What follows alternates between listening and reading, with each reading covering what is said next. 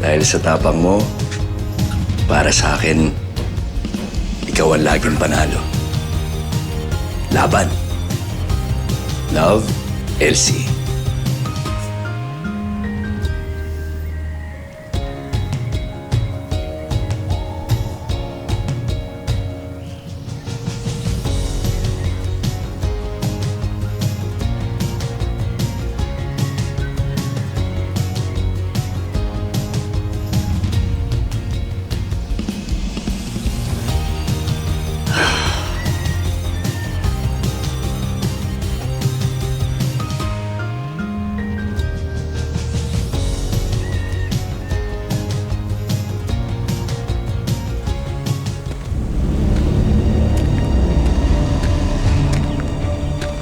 Tandaan itong Chonggon to.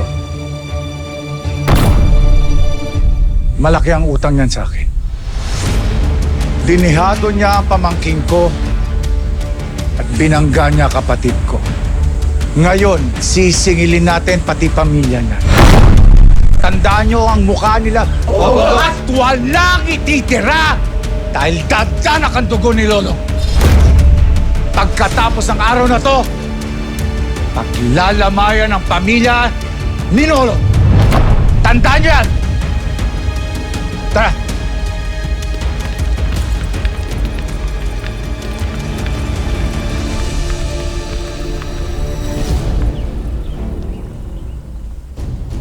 Boss Manuel, oras na.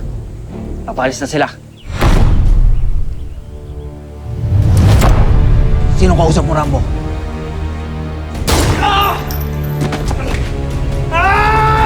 Sagot!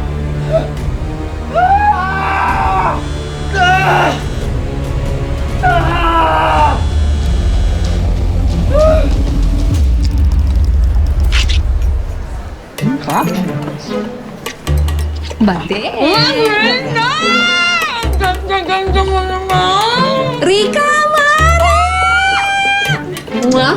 Mwah! Ang kaibigan kong reigning Miss Palingkembot lang naman.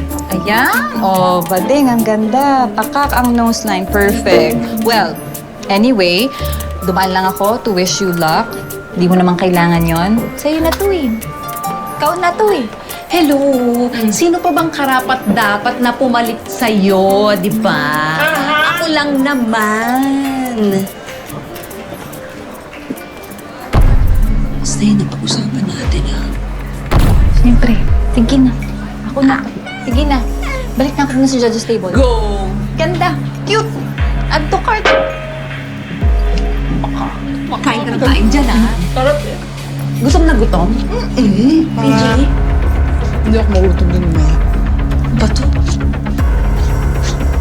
Ganda mo! Winner na tayo, no?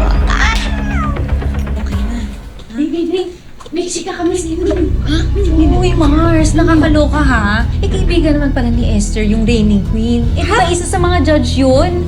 Ha? Parang ang daya nun. Ano ba yan? Excuse me. Ikaw, chismosa ka ha? Akala mo hindi kita narinig? Palibasa kasi, wala kang kaibigan na maganda. Lahat pangit. So, tignan na lang natin kung makabog pa ng kaibigan mo yung gown ko.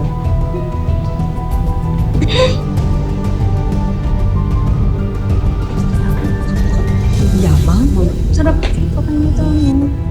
Uy, totoo nga. Mas maganda talaga yung gown niya kaysa sa akin. Okay lang kasi to eh. Dami kasing kakilala ni Esther kaya nakahanap ng mamahaling gown. Ano ba kayo? Huwag kayong makinig sa kanila. Nasa nagdadala yan ng damit. Ang totoong ganda ng damit lumalabas sa nagsusuot nito. Tsaka pag nasa stage ka, alalahanin mo yung tatay mo ha. Na ginagawa mo to para sa pagpapagamot niya. Para lalo kang kuminang tetet. Yes! No, ma. Mas maganda ka naman. Kiri lang yan. Ganda-ganda mo eh. Teka, mag-ayos nga tayo ng ano. Pwede bang mag-retouch dito? Ay, sige. Pero nang yung testa, nakita ko madaming mga...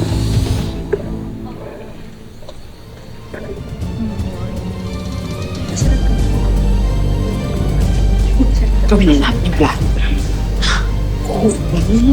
Para sigurado na talaga yung pagkatalo ng tetet niya.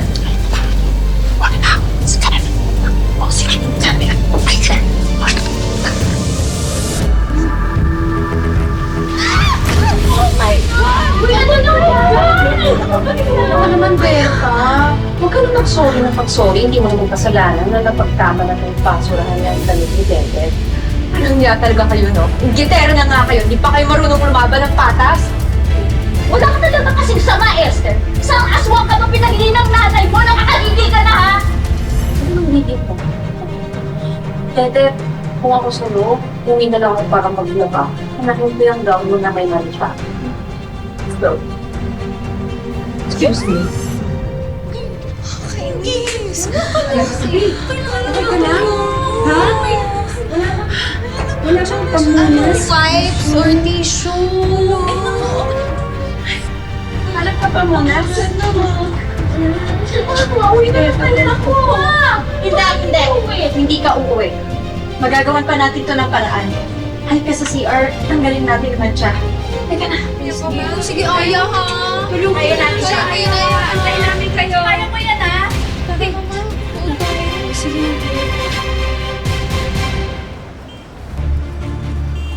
Nasaan kayo? Bakit hindi kayo sumunod sa mamdona nyo? Ha? O si Emilio, natiktikan tayo. Bata pala ni Manuel tong si Rambo. Umiiska po na raw sina Lolong. Iligpit nyo sila. Siguraduhin nyo masusundan nyo sila. Sundan nyo kahit sa impyerno. Tapos na, boss. Naligpit ko na.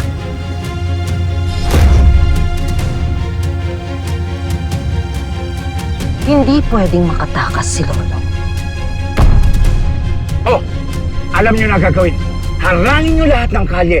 Hindi pwedeng makatakas sila. Naintindihan nyo?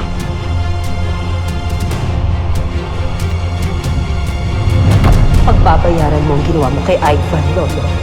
Dahil sa'yo, hindi na magigising pa ang anak ko. Humanda ka. Uubusin namin